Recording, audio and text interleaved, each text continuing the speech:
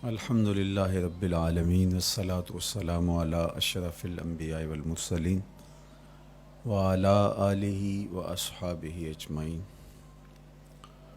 قال اللہ تعالی وتبارک فی القرآن المجید والفرقان الحمید فی شان حبیبہ مخبرا وعامرا ان اللہ وملائکتہ یصلون علی النبی یا ایہا الذین آمنوا صلوا علیہ وسلموا تسلیما۔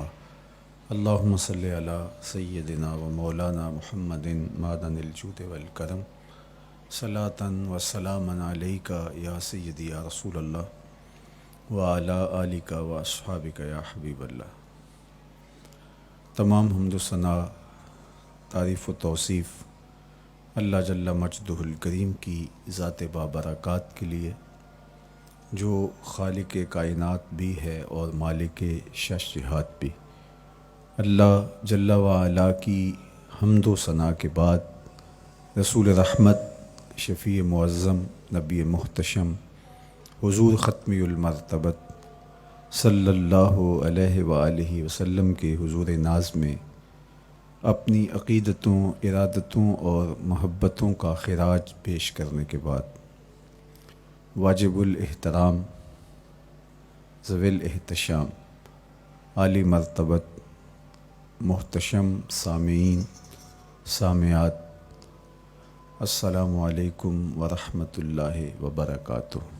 موسم رحمت، ربیع الاول کی بہاریں جلوہ ساماں ہیں، اور میں اور آپ حضور کے تذکار حسن کی خوشبو لینے موجود ہیں۔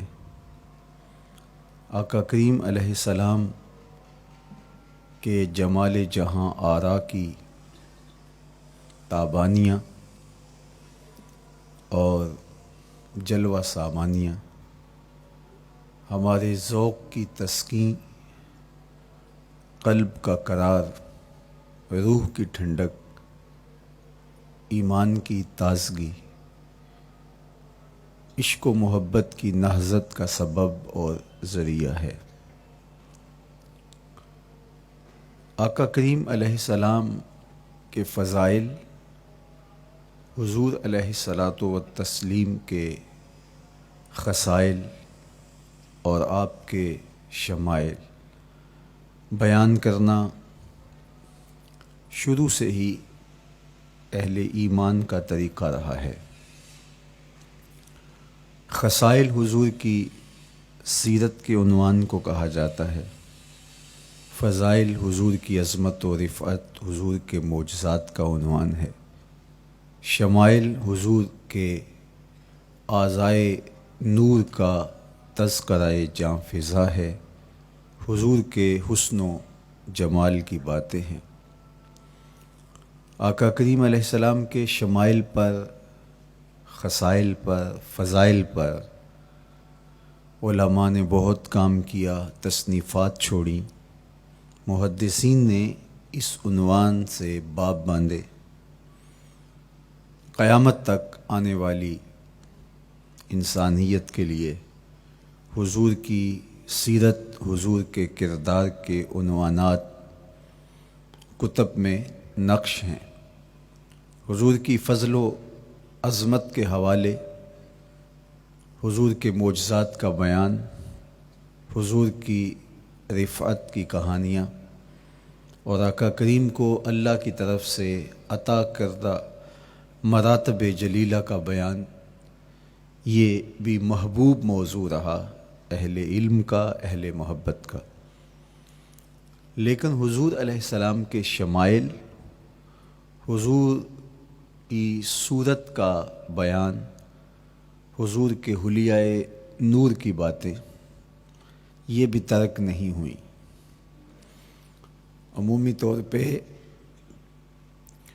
ہم شخصیات کے کردار کے حوالے سے، ان کی عادات کے حوالے سے، ان کے خصائل کے حوالے سے، ان کی تعلیمات کے حوالے سے پڑھتے ہیں۔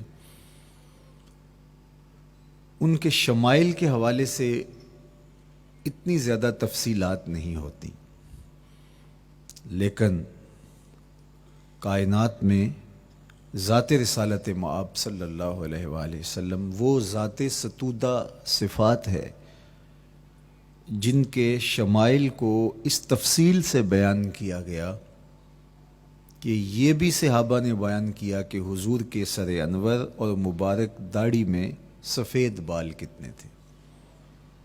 آپ کو کسی کا اتنا محفوظ حلیہ نہیں ملے گا.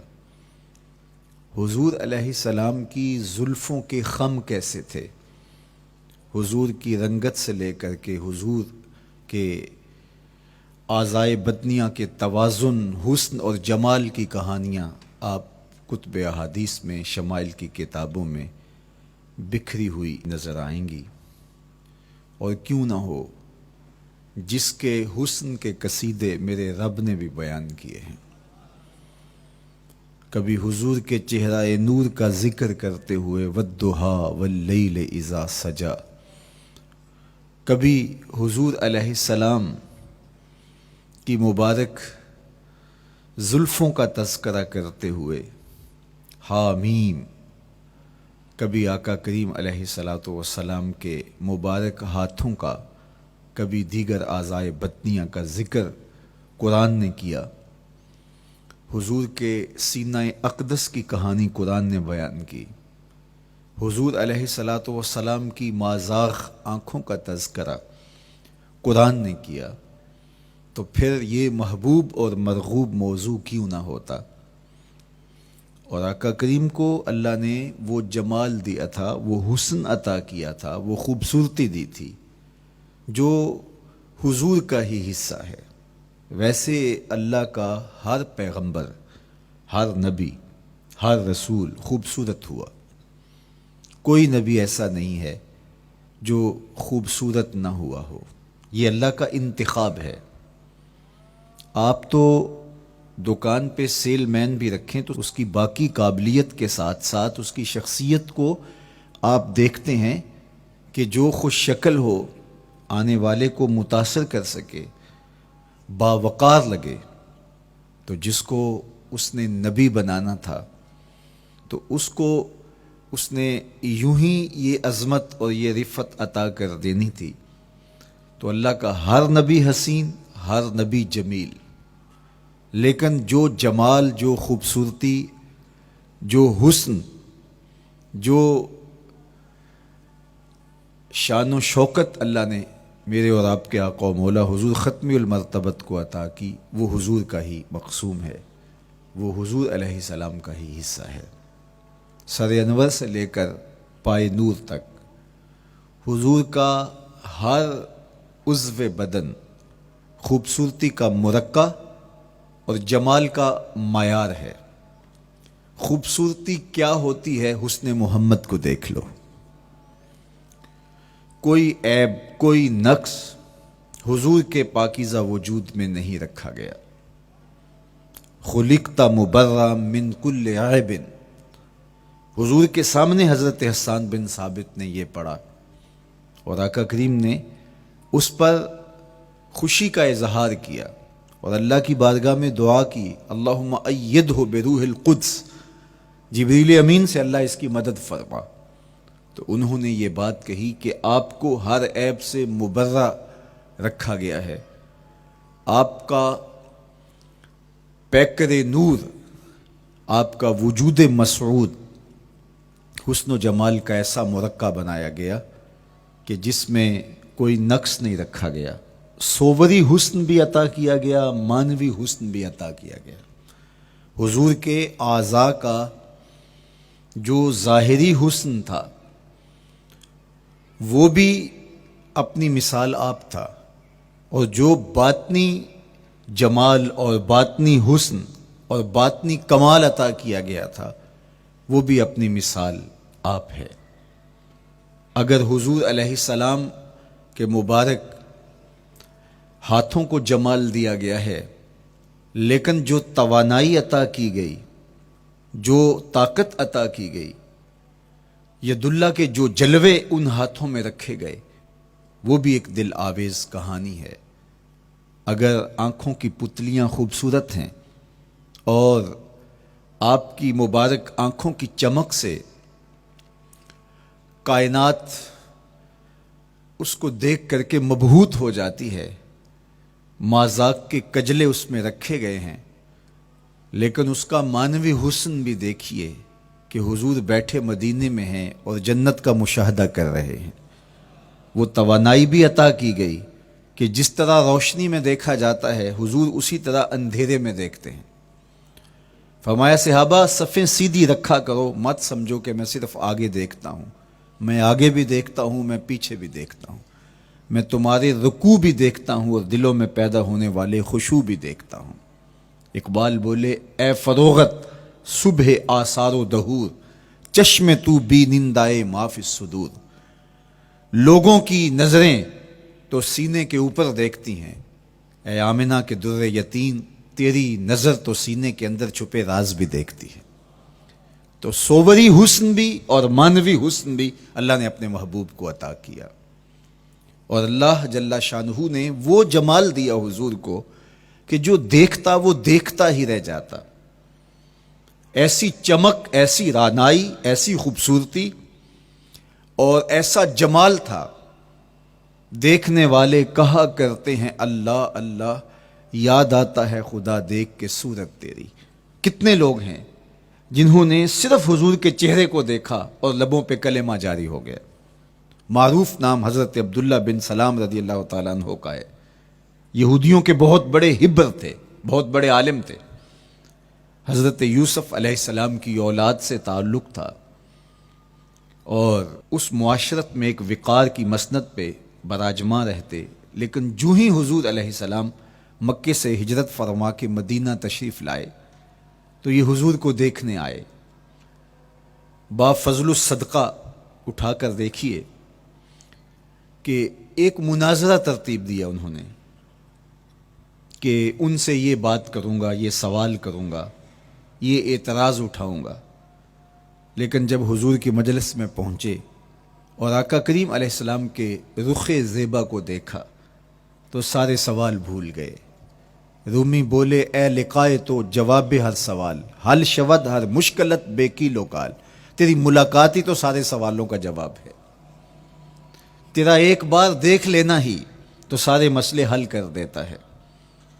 تو سوالات کا ایک ڈھیر اٹھائے لائے تھے، ایک گٹھڑی باندھ کے لائے تھے سر پہ رکھ کے، لیکن جو ہی حضور کو دیکھا تو وہ جو گٹھڑی باندھ کے لائے تھے اس کی گرہیں ڈھیلی ہونے لگی، پھر سوال تتلیوں کی طرح اڑنے لگے، اور حضور کو دیکھا تو کوئی سوال ہی باقی نہ رہا۔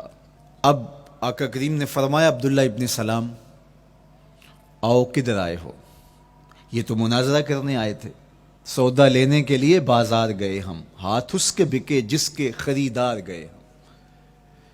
لیکن جب آقا کریم نے پوچھا کہ آؤ کدھر آئے ہو تو انہوں نے کہا حضور میں آپ کا غلام بننے آیا ہوں، تیری تک کے ادامہ میں مرید ہو گئے، حضور کے ہاتھ پہ بیعت اسلام کر لی۔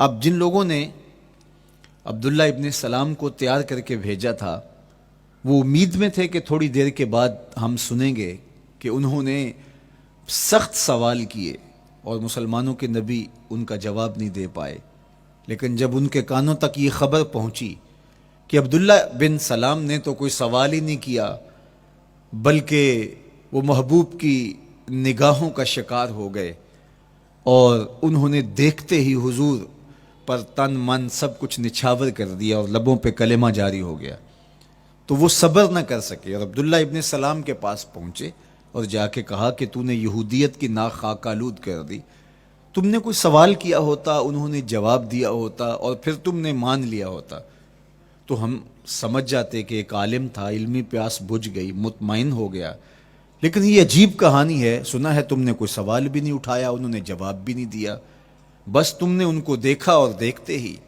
تمہارے لبوں پہ کلمہ جاری ہو گیا، تو یہ کیا کہانی ہوئی؟ تو عبداللہ ابن سلام نے جو جواب دیا وہ آب زر کے ساتھ لکھنے کے قابل ہے۔ انہوں نے کہا کہ یہ بات میری سمجھ میں بھی نہیں آئی، جب میں اس آقا و مولا کی چوکھٹ پہ پہنچا اور میں ان سے سوال کرنے کے لیے لفظوں کو ابھی ترتیب ہی نہیں دیا تھا کہ میری نظر ان کے جمال جہاں آرا پہ پڑ گئی، اب عبداللہ بن سلام کے لفظ سنیے، فرماتے ہیں فلما تبینت وجہہ عرفت ان وجہہ لیس بوجہ کذاب، جب میں نے ان کے جمال جہاں آرا کو دیکھا، چہرہ نور کو دیکھا، رخ زیبا کی زیارت کی، تو میں نے پہچان لیا یہ چہرہ کسی جھوٹے کا ہو ہی نہیں سکتا ہے۔ دیکھنے والے کہا کرتے ہیں اللہ اللہ، یاد آتا ہے خدا دیکھ کے صورت تیری۔ اللہ نے صورت ہی ایسی بنائی، جمال ہی ایسا دیا، خوبصورتی ہی ایسی دی کہ جو حضور کو دیکھتے وہ دیکھتے ہی رہ جاتے۔ تو کتنے لوگ تھے کہ جنہوں نے محض حضور کو دیکھا، پھر اس کے بعد لب کھلے تو کلمہ ہی جاری ہوا۔ وہ خوبصورتی اور وہ جمال اللہ نے اپنے محبوب کو عطا کیا۔ آقا کریم علیہ الصلوۃ والسلام کا ایک ایک عضو بدن خوبصورتی کا مرقع تھا، بلکہ خوبصورتی کا معیار تھا۔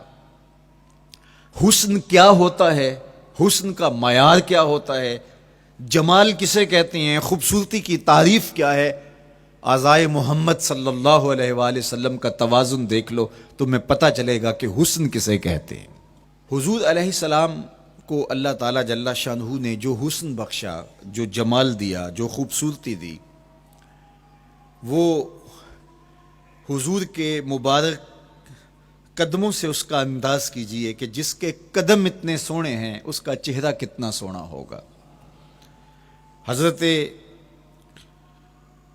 عبداللہ بن بریدہ رضی اللہ تعالی عنہ حضور کے مبارک قدموں کا ذکر کرتے ہوئے وصف جمال محمد کی کہانی چھیڑتے ہیں اور فرماتے ہیں کان رسول اللہ صلی اللہ علیہ وآلہ وسلم احسن البشر قدما، کہتے ہیں کہ کائنات میں جتنے سونے قدم میرے حضور کے تھے کسی کے تھے ہی نہیں۔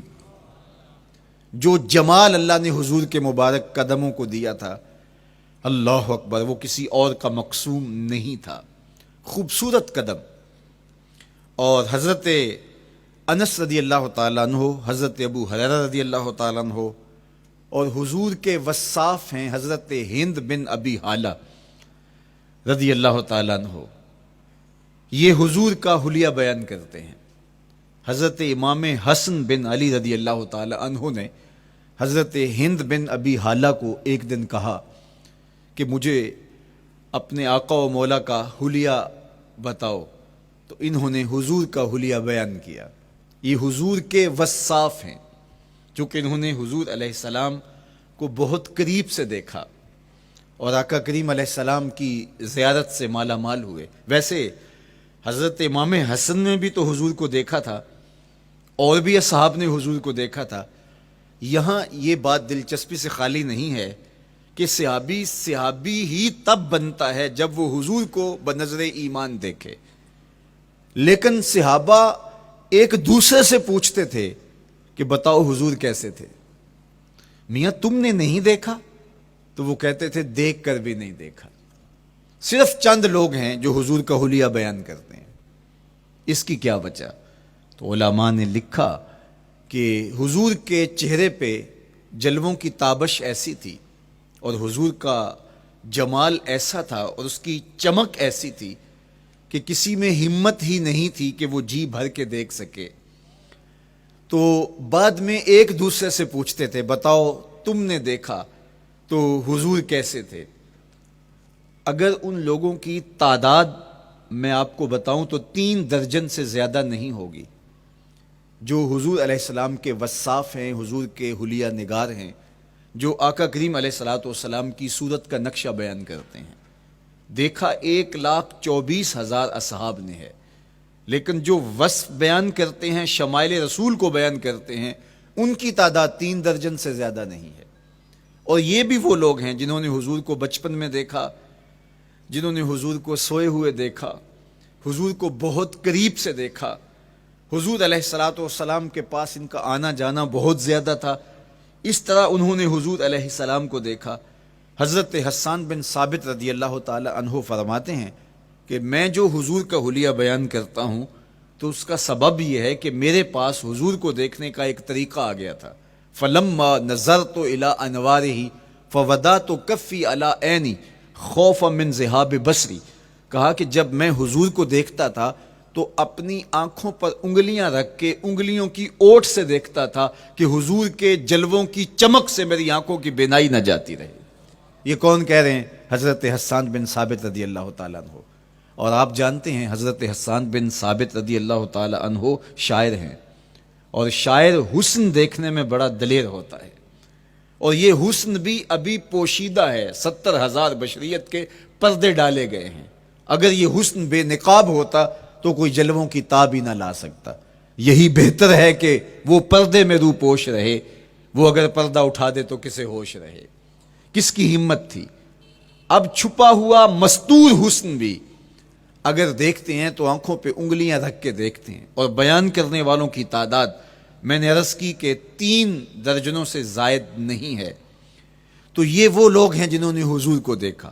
اب امام حسن پوچھ رہے ہیں حضرت ہند بن ابی حالہ رضی اللہ تعالی عنہ کو کہ آپ نے حضور کو دیکھا تو مجھے بتائیے میرے نانا کا جمال کیسا تھا. تو حضرت ہند بن ابی حالہ نے حضور کا حلیہ بیان کیا. تو جب حضور کے قدموں کی کہانی انہوں نے بیان کی تو حضرت ہند بن ابی حالہ نے کہا کان نبیو صلی اللہ علیہ وآلہ وسلم شسن القدمین والکفین. حضور علیہ السلام کے مبارک قدم اور حضور کی ہتھیلیاں پر گوشت تھے. یہ حضور علیہ السلام کے مبارک قدموں کا جمال بیان کرتے ہیں. اللہ اکبر.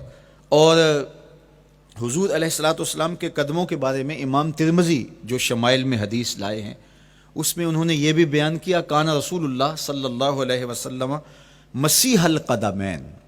حضور علیہ السلام کے مبارک قدم ملائم تھے، خوبصورت تھے، کھردرے نہیں تھے، کوئی پھٹن نہیں تھی. عمومی طور پہ قدم پھٹ جاتے ہیں اور ایڑیاں بہت سارے لوگوں کی پھٹ جاتی ہیں تو وہ خوبصورتی باقی نہیں رہتی.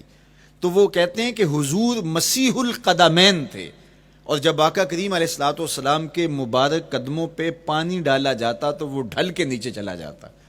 یہ تھا حضور کے قدموں کا حسن اور حضور کے قدموں کا جمال. اچھا، آقا کریم علیہ السلام کی جو مبارک ایڑیاں تھیں وہ زیادہ پر گوشت نہیں تھیں، ان کے اوپر گوشت زیادہ نہیں چڑھا تھا، اس لیے کہ ایڑیوں کا زیادہ پر گوشت ہونا ایڑیوں کے حسن کو زائل کر دیتا ہے. حسن کا مرقع ہی جمال مصطفیٰ ہے.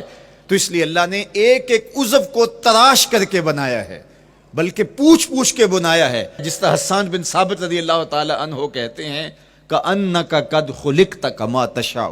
محبوب مجھے تو یوں لگتا ہے جس طرح آپ کے رب نے آپ کو آپ سے پوچھ کے بنایا ہے کہ محبوب بتاؤ کہ میں آپ کے اعضاء کو کیسے توازن اور کیسے حسن اور کیسے جمال دوں. تو حضور کی مبارک ایڑیاں یہ پرگوشت نہیں تھیں، باقی حضور کے پاؤں پرگوشت تھے اور کوئی پھٹن نہیں تھی. بالکل نرم گداس اور بالکل جو ہے وہ ملائم تھے. اور جب پانی ڈالا جاتا تو پانی ڈھل کے نیچے 1 سیکنڈ میں آ جاتا.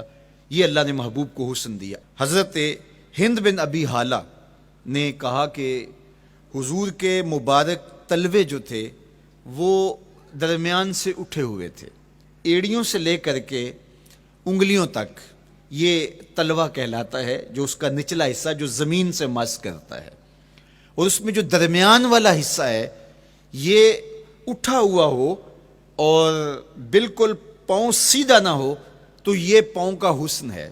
پاؤں کا بالکل سیدھا ہو جانا یہ پاؤں کے حسن کو زائل کر دیتا ہے. اس میں تھوڑا سا خم ہو، جب چلے تو انگلیاں اور پنجے کا جو ہے وہ آگے والا حصہ زمین پہ لگے اور ایڑی لگے اور درمیان والا حصہ زمین پہ نہ لگے. تو یہ حسن ہوتا ہے کسی کے پاؤں کے تلوے کا. اللہ نے محبوب کے مبارک قدم کی پشت کو بھی حسن دیا، حضور کے تلووں کو بھی حسن دیا، حضور کی ایڑیوں کو بھی حسن دیا. سائل الاطراف، حضور کی مبارک انگلیاں قدرے لامبی تھیں اور یہ حسن ہوتا ہے.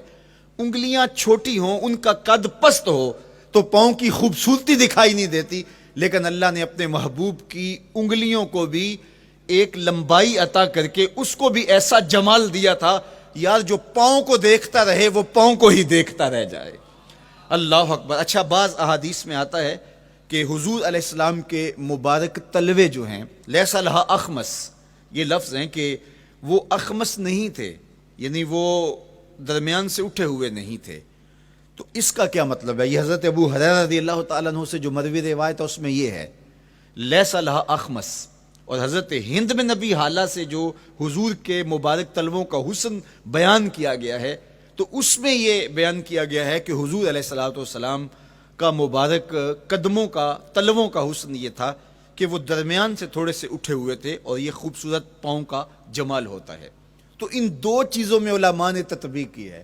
اللہ ان علماء کی قبروں پر رحمتیں نازل کرے جو حضور کے حسن پہ، حضور کے جمال پہ گفتگو کرتے رہے، اور ایک ایک عضو پر انہوں نے کئی کئی صفحات لکھے اور کتابیں انہوں نے تحریر کی حضور کے جمال پر۔ اب حضرت ہند بن ابی حالہ رضی اللہ تعالی عنہ، انہوں نے تو حضور کو گھر میں دیکھا تھا، یہ حضرت خدیجۃ الکبریٰ رضی اللہ تعالی عنہا کے فرزند تھے ابو حالہ سے۔ اب انہوں نے تو دیکھا، اب حضور لیٹے ہیں تو انہوں نے حضور کے پاؤں کو دیکھا کہ درمیان میں ہلکا سا خم ہے اور یہ پاؤں کا جمال ہے۔ اب حضرت ابو ہریرہ رضی اللہ تعالی عنہ نے جو حضور کے پاؤں کو دیکھا تو یہ اندرون خانہ کا دیکھنا نہیں تھا، تو انہوں نے کیسے دیکھا؟ تو حضرت ابو ہریرہ سے مروی ایک روایت سے سمجھ آتی ہے کہ انہوں نے جو کہا کہ لیس لہا اخمس، کہ ان کے مبارک تلوے درمیان سے اٹھے ہوئے نہیں تھے بلکہ بالکل برابر تھے، تو اس کا کیا مطلب ہے؟ تو حضرت ابو ہریرہ سے ایک روایت مروی ہے، وہ فرماتے ہیں کہ جب حضور علیہ السلام کسی چٹان کے اوپر چلتے تو حضور علیہ الصلوۃ والسلام کا وہاں قدم پڑتا تو وہ اس چٹان کے اندر حضور کا قدم گھس جاتا، وہ موم کی طرح چٹان نرم ہو جاتی۔ اس طرح زمین پر بھی حضور چلتے تو مبارک پاؤں کا جو نشان قدم ہے وہ پورا دکھائی دیتا۔ تو حضرت ابو ہریرہ رضی اللہ تعالیٰ عنہ اس سے یہ سمجھے کہ حضور کے تلوے جو ہیں وہ برابر ہیں۔ تو علماء نے اس پر گفتگو کی ہے۔ ایک تو حضور جب چلتے تھے تو آقا کریم پورے زور سے قدم زمین پہ رکھتے تھے اور اس وقار سے چلتے تھے کہ جس طرح حضور اونچائی سے نیچے کی طرف اتر رہے ہوں۔ تو جب پاؤں کو جما کر کے زور سے رکھا جائے تو پھر جو ہے وہ نشان نیچے پڑتا ہے۔ یا اللہ اپنے محبوب کے لیے زمین کو اور پتھروں کو بھی نرم کر دیا تو پھر حضور کے تلووں کا نقش بھی زمین کے اوپر جو ہے وہ حویدہ ہو جاتا۔ سلطان قاتیبائی نے ایک ایسا ہی پتھر جس کے بارے میں شنید تھی کہ اس پر حضور کے قدموں کا نقش موجود ہے، تو انہوں نے 20,000 دینار کے اندر وہ خریدا، اور انہوں نے یہ کہا کہ جب میں فوت ہو جاؤں تو حضور کے قدموں کے نشان والا پتھر میری قبر کے سرہانے بطور کتبہ لگایا جائے۔ علامہ شہاب الدین خفاجی علیہ رحمہ لکھتے ہیں ہوا موجود الی الآن، وہ اپنے دور میں کہانی بیان کہتے ہیں وہ آج بھی سلطان قاتیبائی کی قبر کے سرہانے وہ پتھر نصب ہے جہاں حضور کے قدموں کے نشان موجود ہیں۔ اللہ اکبر۔ تو آقا کریم علیہ الصلوۃ والسلام کے مبارک تلوے، حضور علیہ السلام کی کم گوشت تراشی ہوئی ایڑیاں، اور مسیح القدمین حضور علیہ السلام کے ملائم نرم گداز پاؤں، ان کا حسن اور ان کا جمال، اور آقا کریم علیہ السلام کے قدموں کی انگلیاں جو قدرے لمبی تھی، اور ان میں جو درمیان والی انگلی تھی وہ زیادہ لمبی تھی، اس پر حضرت میمونہ بنت کردم رضی اللہ تعالی عنہا اس انگلی کا حسن بیان کرتی ہیں، کہتی ہیں مجھے شوق ہوا کہ میں حضور کو دیکھوں، تو اپنے والد گرامی کے ساتھ حجۃ الوداع کے موقع پر میں بھی سعادت حج پا رہی تھی، تو حضور کو ملنے کے لیے جب ہم پہنچے تو آقا کریم اونٹنی کے اوپر سوار تھے، ناکا پر جلوہ فراز تھے، تو میرے میں ہمت نہ ہو سکی کہ حضور کے چہرے کو دیکھ سکوں۔ ایسا جلوہ، ایسا جمال، اللہ اکبر، اور ایسا روب اور ایسی چمک چہرے کی اور تابشیں تھیں کہ میرے اندر ہمت نہ ہو سکی کہ میں حضور کے چہرہ نور کو دیکھ سکوں۔ اب آقا کریم اونٹنی پہ سوار تھے تو میں حضور کے مبارک پاؤں کو دیکھنے لگی، میں بس حضور کے پاؤں کا جمال اور خوبصورتی دیکھنے لگی، اسی میں کھو گئی۔ اب حضرت میمونہ بنت کردم رضی اللہ تعالی عنہا حضور کے مبارک قدموں کی ایک انگلی کا حسن بیان کرتی ہیں۔ اللہ اکبر۔ حضرت میمونہ بنت کردم سے یہی ایک روایت مروی ہے، ساری زندگی ان کے پاس سرمایہ یہی تھا، جب کسی مجلس میں جاتی تو وہ کہتی تمہیں بتاؤں حضور کی مبارک انگلی کا حسن کیا تھا؟ یہ سرمایہ ساتھ لیے لیے پھرتی کہ میں نے حضور کی انگلی کو دیکھا ہے، میں نے حضور کے قدم اور حضور علیہ السلام کے تلووں کی زیارت کی ہے. تو وہ اس حسن کو بیان کرتے ہوئے کہا کرتی تھی فما نسیتو فیما نسیتو طولا اصبع قدمہ السبابہ علی سائر اصابعہ. جو سبابہ انگلی ہے، انگوٹھے کے ساتھ والی انگلی کو سبابہ انگلی کہتے ہیں، اور اس کے ساتھ والی انگلی کا جو قد دراز تھا اور باقی انگلیوں کی نسبت وہ انگلی لمبی تھی، کہا اس کا حسن آج بھی میری نگاہوں میں گھومتا رہتا ہے اور ہر وقت میرے تصور میں رہتا ہے. میرے تصور سے کبھی اس انگلی کا جمال ہی ختم نہیں ہوا، انگلی کا حسن ہی کبھی زائل نہیں ہوا، ہر وقت اس کے تصور میں کھوئی رہتی ہوں. یار چہرے کے جمال کو کون بیان کرے گا، یہاں تو انگلی کا حسن بیان نہیں ہو رہا. ابھی وہ شعر پڑھا جا رہا تھا نا کہ قدموں پہ جبیں کو رہنے دو، قدموں پہ جبیں کو رہنے دو، چہرے کا تصور مشکل ہے. قدموں پہ جبیں کو رہنے دو، چہرے کا تصور مشکل ہے. جب چاند سے بڑھ کر ایڑی ہے رخسار کا عالم کیا ہوگا، جب چاند سے بڑھ کر ایڑی ہے رخسار کا عالم کیا ہوگا. تو اللہ نے اپنے محبوب علیہ الصلوۃ والسلام کو وہ جمال، وہ خوبصورتی اور حضور کے مبارک قدم، حضرت عبداللہ بن بریدہ رضی اللہ تعالی عنہ سے مروی روایت، کان رسول اللہ صلی اللہ علیہ وآلہ وسلم احسن البشر قدما، کہتے ہیں جتنے سونے قدم، جتنے من مونے قدم میرے حضور کے تھے، اتنے سونے قدم کسی اور کے تھے ہی نہیں.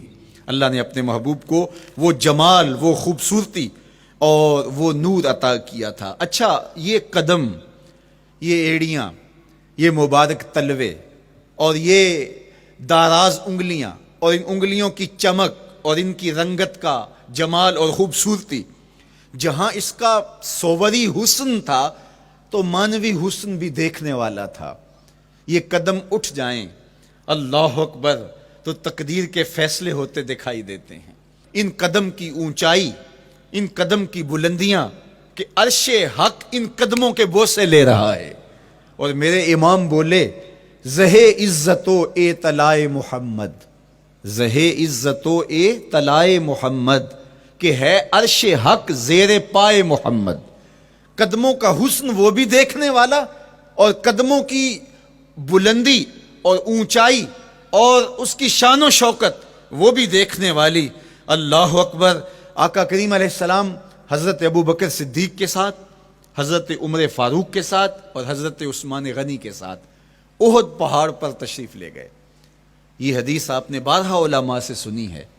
احد کی چھاتی پہ جب حضور کے قدم آئے اللہ اکبر تو وہ خوشی سے جھوم اٹھا، مقدر جاگ گئے، بخت بیدار ہو گئے. ان کے قدم جو کہ اس شاک کی آنکھوں کی ٹھنڈک ہے، جب چھاتی پہ آ جائیں تو کون عاشق نہیں جھوم جائے گا. یہ تو حضور کے قدموں کے حسن کو بیان کیا جا رہا ہے. آپ کی روح رقص کر رہی ہے اور آپ کا دل جو ہے وہ ایک عجیب سرور اور کیف کی وادی میں اور ایک جو ہے وہ خوشیوں کے جو ہے وہ عالم میں نہال ہوتا چلا جا رہا ہے. لیکن یہ قدم جب چھاتی پہ آیا تو پھر احد، ظاہر تو پتھر ہے احد، لیکن حضور سے پتھر بھی پیار کرتے ہیں. فرمایا احد جبل یحبنا ونحبہ، احد ہم سے پیار کرتا ہے، پہاڑ ہے، پتھر ہے، لیکن ہم سے پیار کرتا ہے، ہم اس سے پیار کرتے ہیں. اس کائنات میں صرف سرکش انسانوں اور جنوں کے علاوہ کائنات کی ہر شے حضور سے پیار کرتی ہے، حضور سے محبت کرتی ہے. آؤ میں تمہیں پیار کی ایک اور کہانی سناؤں. مسجد نبوی ہے، آقا کریم تشریف فرما ہیں، منبر پہ جلوہ فراز ہوئے. ابھی واز کا آغاز ہی کرنا چاہ رہے تھے کہ ایک جانب سے رونے کی آواز آنے لگی. صحابہ کہتے ہیں رونے والا اس درد سے روتا ہے کہ لگتا تھا کلیجہ پھٹ جائے گا. کنا قتل خلوچ، جس طرح اونٹنی کا بچہ بچھڑ جائے اور وہ اس کے غم میں، اس کی جدائی میں درد سے روکتی ہے، چیختی ہے، چلاتی ہے، رونے والے کا انداز درد ایسا ہی تھا اور لگتا تھا کہ جس طرح اس کا کلیجہ پھٹ جائے گا. صحابہ دائیں بائیں دیکھتے ہیں لیکن رونے والا دکھائی بھی نہیں دیتا اور ماحول کے اندر اس طرح درد پھیل رہا ہے کہ سینوں میں دل لرز رہے ہیں اور عجیب کیفیت طاری ہو گئی. حضور ابھی بیٹھے ہیں، خطبے کا آغاز بھی نہیں ہوا اور رونے والا کیف و درد میں روتا چلا جا رہا ہے. فنزل النبی صلی اللہ علیہ وسلم عن المنبر، حضور ممبر سے نیچے تشریف لائے. صحابہ کی آنکھیں محو حیرت ہیں، استجاب کا عالم ہے. یہ کون رو رہا ہے اور اتنے درد سے رو رہا ہے اور دکھائی بھی نہیں دے رہا؟ آقا کریم ممبر سے نیچے جلوہ فراز ہوئے، ایک سمت بڑھے. کھجور کا خشک تنا پڑا تھا. آج پہلا دن تھا کہ ممبر حضور علیہ السلام کے لیے بچھایا گیا، ورنہ یہ خشک تنا دیوار کے ساتھ جو ہے وہ رکھا گیا تھا اور حضور اس کے ساتھ ٹیک لگا کر کے واز کیا کرتے تھے. جب ممبر بن گیا تو اس کو اٹھا کر کے اب اس کی ضرورت نہیں رہی، ایک کونے میں ڈال دیا گیا. اب جو ہی حضور ممبر پہ تشریف فرما ہوئے تو اس خشک تنے کا کلیجہ لرز اٹھا اور وہ ایسے روتا تھا جس طرح اونٹنی کا بچہ بچھڑ جائے اور وہ روتی ہے، اس طرح وہ خشک تنا رو رہا تھا. اس تنے ہنانا در ہجر رسول زارمی نالت چو ارباب عقول، جس طرح عقل والے، جس طرح جو ہے وہ فہم و ادراک رکھنے والے لوگ روتے ہیں درد سے، وہ رو رہا تھا. آقا کریم علیہ السلام اس کے پاس گئے اور اس کو اپنی آغوش میں سمیٹ لیا. بچھڑا ہوا بچہ جب اپنی ماں کو ملے تو اس کی ہچکیاں بن جاتی ہیں، اس کی گھگی بن جاتی ہے، تو یہی کیفیت اس کی ہو گئی. اور آقا کریم اپنا دستے رحمت اس کے اوپر پھیرتے چلے جاتے ہیں. بتدریج اس کی سسکیاں، اس کے رونے کی آواز کم ہوتی چلی جا رہی ہے. آہستہ آہستہ وہ خاموش ہو گیا. حضور پھر دوبارہ تشریف لائے اور ممبر پہ خطبہ دینے سے قبل صحابہ کی آنکھوں میں استجاب کا عالم دیکھا، حیرت کی فراوانی دیکھی. فرمایا کہ تم جو سوال کرنا چاہ رہے ہو، جو تمہاری آنکھوں میں پوشیدہ سوال ہے، میں اس کو اچھی طرح جانتا ہوں. لو لم افعل ہاکذا لحن الی یوم القیامہ، اگر میں ممبر سے اتر کے اپنے عاشق زار کو یوں تسلی نہ دیتا، یہ قیامت تک یوں ہی روتا ہی رہتا. حضرت محمد بن سیرین رضی اللہ تعالیٰ عنہ کہا کرتے تھے کہ حضور کی محبت میں ایک خشک تنا بھی زار و زار روئے تو جس کے سینے کے اندر محبت بھرا دل ہے تو وہ حضور کے عشق میں آنسو کیوں نہیں بہائے گا؟ حضور کی یاد میں اس کی آنکھیں آنسو کا خراج کیوں نہیں دیں گی؟ تو وہ خشک تنا حضور کی محبت میں رو رہا ہے. اب ہے یہ پتھر، لیکن میرے حضور فرماتے ہیں کہ یہ پہاڑ مجھ سے پیار کرتا ہے اور میں اس سے پیار کرتا ہوں. اب حضور اپنے اس محب کے گھر تشریف لے گئے اور اس کی چھاتی پہ قدم رکھا تو وہ خوشی سے جھوم اٹھا. فضاربا برجلہ، اپنا مبارک پاؤں زور سے مارا. فقال اسبت احد فانما علیک نبی و صدیق و شہیدان، فرمایا احد ٹھہر جا، تیرے اوپر اللہ کا ایک نبی ہے، ایک صدیق اور 2 شہید ہیں. تو حضور کی مبارک ایڑی کے لگنے کی دیر تھی، حضور کے قدم کی ضرب کی دیر تھی کہ اس کا زلزلہ تھم گیا. میرے امام بولے ایک ٹھوکر سے احد کا زلزلہ جاتا رہا، ایک ٹھوکر سے احد کا زلزلہ جاتا رہا. رکھتی ہیں کتنا وقار اللہ اکبر ایڑیاں. زلزلہ آ گیا اس کے اوپر، وہ جھومنے لگا، لیکن حضور نے اپنا مبارک قدم مارا اور وہ ٹھہر گیا.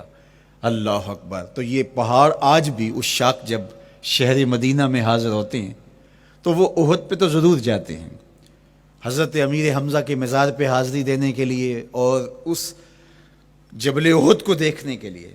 اور یقین جانیے گا جبل احد کو جب ہم دیکھتے ہیں تو عجیب کیفیات میں ڈوب جاتے ہیں. میں تو وہاں دوستوں کو کہا کرتا ہوں کہ آج پورا مدینہ بدل گیا ہے، یعنی اس کی وہ صورت، وہ کچے مکان، وہ گھروندے، وہ گھر، وہ کوچہ و بازار، وہ کچی سڑکیں، وہ ماحول آج وہ آپ کو نظر نہیں آ رہا. جہاں کچے مکان تھے جن کے اوپر چھت کھجور کے پتوں کی پڑی تھی، وہاں عالی نصب پلازے آپ کو نظر آتے ہیں. فلک بوس آپ کو ہوٹل نظر آتے ہیں. وہ کچی سڑکیں آج آپ کو وہاں دکھائی نہیں دیتی، وہاں تارکول کی بچھی ہوئی سڑکیں دکھائی دیتی ہیں. خوبصورت پتھر لگے ہوئے آپ کو نظر آتے ہیں. وہ ممیاتی ہوئی بکریاں، وہ جگالی کرتے ہوئے اونٹ آج آپ کو وہاں دکھائی نہیں دیتے. وہ ماحول آپ کو نظر نہیں آتا. تو پرانا مدینہ اگر ڈھونڈنے نکلیں بھی تو ظاہر ہے اگرچہ ان پختہ اور خوبصورت عمارتوں کے اندر بھی عکس جمال محمد کا پڑ رہا ہے، لیکن وہ پرانا دور اگر آپ تلاش کرنا چاہیں تو وہ آپ کو وہ چیزیں نہیں ملتی، لیکن جب آپ احد پہ جاتے ہیں تو میں دوستوں کو کہتا ہوں اس احد کو جی بھر کے دیکھ لو، اس پہ ڈائریکٹ میرے حضور کی نظریں پڑی ہوئی ہیں، یہ بدلا نہیں، یہ 14 صدیوں سے جیسا تھا آج بھی ایسا ہے، اس پہ میرے حضور کی نظریں ڈائریکٹ پڑی ہوئی ہیں، اور آقا کریم علیہ الصلوۃ والسلام نے اس کو یوں دیکھا ہے۔ تو یہ احد حضور سے محبت کرنے والا ہے، حضور سے پیار کرنے والا ہے، اور اس پیار کی وجہ سے یہ پتھر قیامت کے دن جنت میں جائے گا، یہ پہاڑ جنت میں جائے گا۔ یار اگر ایک پہاڑ حضور سے پیار کر لے تو وہ مکین جنت بن جاتا ہے، اور اگر حضور کا غلام ایک عاشق حضور سے محبت کرے تو اللہ اس کو کتنے درجے عطا فرمائے گا۔ تو آقا کریم نے زور سے قدم مارا اور فرمایا احد ٹھہر جا، تیرے اوپر اللہ کا ایک نبی ہے، ایک صدیق ہے، اور 2 شہید ہیں۔ اللہ اکبر۔ تو یہ حضور علیہ الصلوۃ والسلام کے مبارک قدم کی شان ہے، یہ حضور کے مبارک قدم کا جمال ہے اور اس کی خوبصورتی ہے۔ غزوہ ذات الرقاع کے اندر حضرت جابر کا اونٹ چلتے چلتے تھک گیا، سفر لمبا تھا اور اونٹ کمزور تھا، تو چلتے چلتے اس کو تھکن ہو گئی، اب وہ قافلے سے پیچھے رہتا چلا جاتا ہے۔ تو اس نے حضور کی خدمت میں عرض کی، یا رسول اللہ یہ اونٹ تھک گیا ہے اور میں قافلے کے ساتھ چل نہیں پا رہا۔ تو آقا کریم علیہ الصلوۃ والسلام نے اپنے مبارک قدم سے اس اونٹ کو ٹھوکر لگائی، فَنَشِطَ حَتَّى كَانَ مَا يَمْلِكُ زَمَامَهُ۔ حضرت جابر کہتے ہیں اس کی لگام سنبھالی نہیں جاتی تھی، اتنا تیز چلتا تھا۔ یار جس کے قدموں کی ٹھوکر سے یہ توانائی آ جائے، اس کے ہاتھوں کی توانائی کا عالم کیا ہوگا۔ تو اللہ نے صرف حضور کے مبارک قدموں کو صوری حسن ہی نہیں دیا تھا، مانوی جمال اور توانائی بھی عطا فرمائی تھی۔ حضور علیہ السلام کے چچا جناب ابو طالب کہتے ہیں کہ میں حضور علیہ السلام کے ساتھ تھا، تو راستے میں ذی المجار کی منڈی آئی، اور وہاں حالات ایسے تھے کہ پینے کے لیے پانی دستیاب نہیں تھا۔ تو میں نے کہا کہ عطشت ولیس عندی ماء، مجھے تو سخت پیاس لگی ہے اور پانی بھی پاس نہیں ہے۔ فنزل النبی صلی اللہ علیہ وسلم وضرب بقدمہ الارض فخرج الماء فقال اشرب۔ تو حضور نے اپنے مبارک پاؤں سے زمین پر ٹھوکر لگائی، چشمہ پھوٹ پڑا، اور آقا کریم نے فرمایا چچا پانی پی لیجئے۔ تو وہ پاؤں اگر زمین پہ لگے تو چشمے پھوٹے، اگر احد پہاڑ پہ وہ پاؤں پڑے تو اس کا زلزلہ جاتا رہے، اور اگر وہ کسی جانور کو حضور ٹھوکر لگائیں تو اس کے اندر اس قدر تیزی آ جائے کہ اس کی باگ سنبھالی نہ جائے، اتنا سریع رفتار ہو جائے۔ اب ان قدموں پہ کون قربان نہیں ہوگا؟ یار ان قدموں کو چومنے کے لیے جبریل بھی تو بے تاب دکھائی دیتے ہیں نا۔ معراج کی شب جب جبریل حاضر خدمت ہوئے، حضور محو استراحت ہیں، تو جبریل عرض گزار ہوئے مالک تیرا محبوب تو سو رہا ہے۔ اللہ اکبر، تبارک اللہ، شان تیری تجھی کو زیبا ہے بے نیازی، کہیں پہ جوش لن ترانی، کہیں تقاضے وصال کے تھے۔ ایک کوہ طور پہ خود چل کے جاتا ہے اور عرض گزار ہوتا ہے رب آرنی انظر الیک، مالک تجھے دیکھنا چاہتا ہوں۔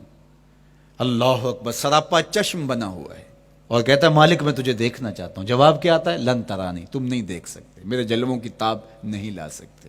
ایک خود چل کے جا رہا ہے اور تقاضا رویت کرتا ہے، اور جواب آتا ہے لن ترانی، اور ایک سویا ہوا ہے چادر اوڑھ کے، اور جبریل کہتے ہیں محبوب اٹھیے، رب آپ کو بلا رہا ہے۔ تبارک اللہ، شان تیری تجھی کو زیبا ہے بے نیازی، کہیں پہ جوش لن ترانی، کہیں تقاضے وصال کے تھے۔ تو جبریل حاضر خدمت ہوئے، حضور استراحت میں ہیں، تو آواز آئی یا جبریل قبل قدم ہے، میرے محبوب کے قدموں کو چوم لے۔ اب جبریل حضور علیہ السلام کے قدموں کو بوسے دے رہے ہیں۔